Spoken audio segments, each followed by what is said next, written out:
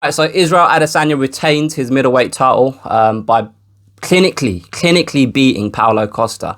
He controlled every second of every minute of every round of that fight. He literally just decimated Paulo Costa. Paulo Costa had no answers for his questions. It's like Stylebender asked him a question. Paulo Costa was standing there thinking about the question, and then just as he was about to answer, Stylebender changed the question and smacked him in the face just before he changed it. Does that make sense? That's the analogy I'm using here, because every movement that Paulo Costa was making, Stylebender was one step ahead of him, and he was asking a new question of Paulo Costa as they were fighting, and Paulo Costa was trying to find the answer. And in this case, the way he was trying to find the answer is by closing range, by trying to land a bloody strike, and he just couldn't. He couldn't. And like, look, I said in my preview video before this fight, I said I was really excited about this fight because there was an element of unknown. I didn't know whether Paulo Costa could fight in the same manner as he has in his previous fights. And by that, I mean, I didn't know whether he could put the pressure and walk Stylebender down the way he has previously. And the thing about Stylebender I didn't know is whether he could deal with the pressure that Paulo Costa was likely to bring. And I'm also mentioning the fact that Stylebender did get caught by Kelvin Gastelum. But so I suppose the point I was trying to make is he can get hit. It's just whether you can get there to hit him. And that was that element of unknown going into this fight.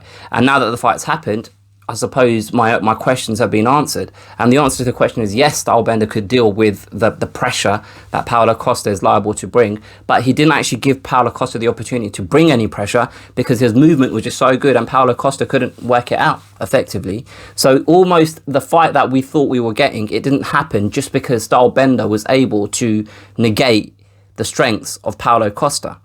As the fight was playing out early on, you could see Stylebender landing those low kicks, and you could see how marked up that leg was. It his left leg, the left leg of Paulo Costa. Like, he already had those cupping kind of marks on his leg, which I don't know. I've never really seen any fighter get that cupping stuff done on the leg, so I don't know whether that means he had an injury or something going into the fight.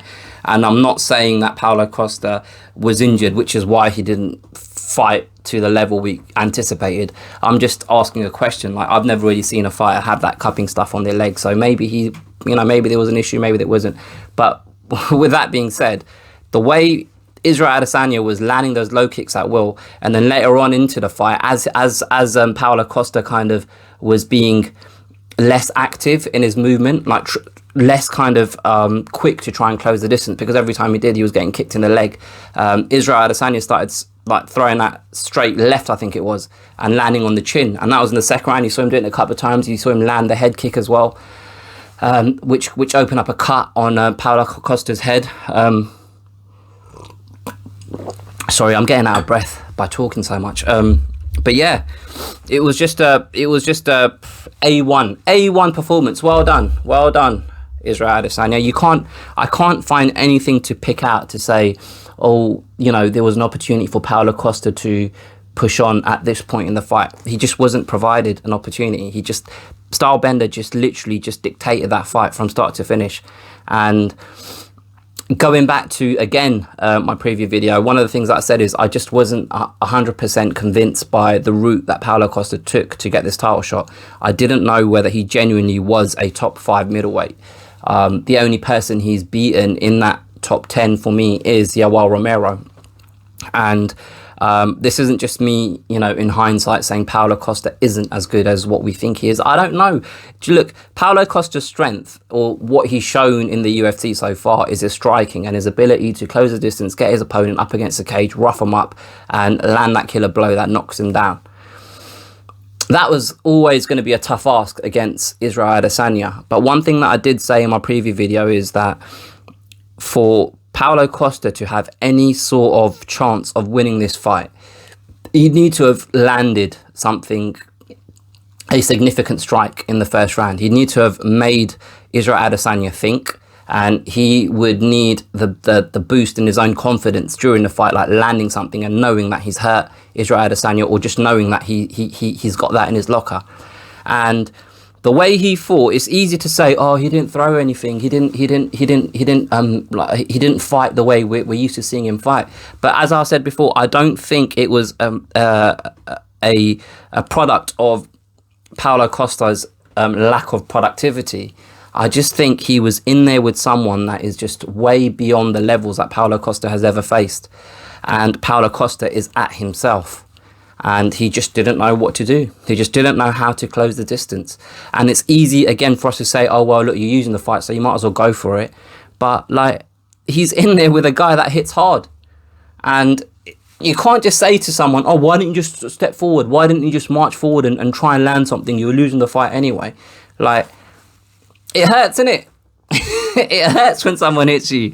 So, like, I can understand why Paulo Costa was tentative, because every time he tried to move forward, he was getting hit. You know, that was his welcome into that range. He was getting punched, he was getting kicked. There was a couple of body kicks that landed as well during the fight. One of the things that you can, and I will kind of say about Paulo Costa's performance is all of the showboating and stuff like that. Like, I understand when you're showboating, when you've landed a strike, when you've hurt your opponent, and you're trying to get into the head and stuff.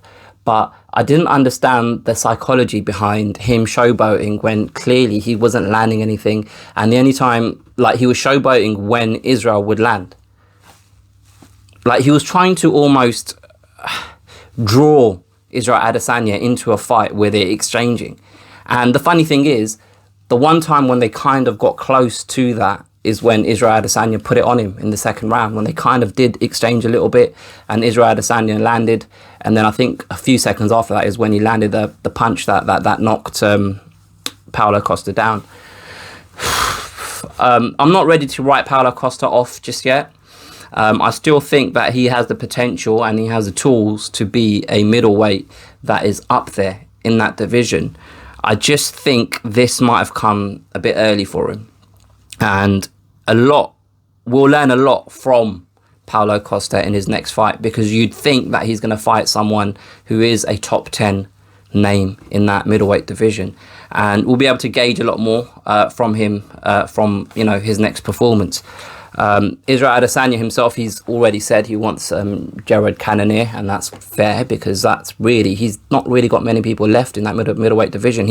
I heard someone say he's beaten 7 out of the top 10 or 7 out of the top 15 in the middleweight division. He's genuinely been on a run. And again, I mentioned this in my preview video, the fact that he has beaten name after name after name, and Paulo Costa hadn't. He hadn't beaten people that are at the level of someone that can be called a potential title challenger in that middleweight division, apart from Yoel Romero.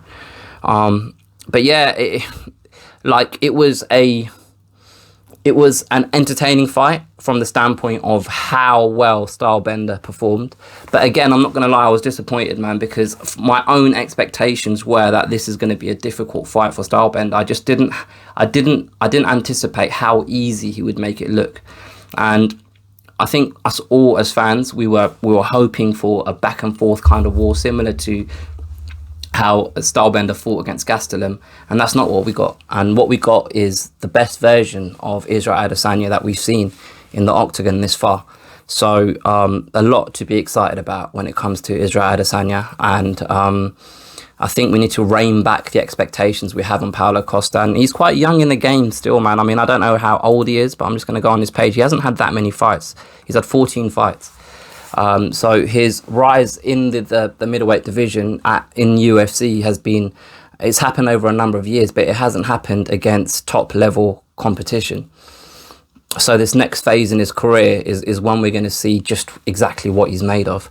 But apart from that, I think those are all of my observations for the fight. Let me know what you guys think. Let me know what you think about the stuff that I said. Comment below anything that I haven't mentioned that you kind of saw during the fight. I'd love to talk to you a lot about it. So yeah, comment, like, share, subscribe, all of that good stuff.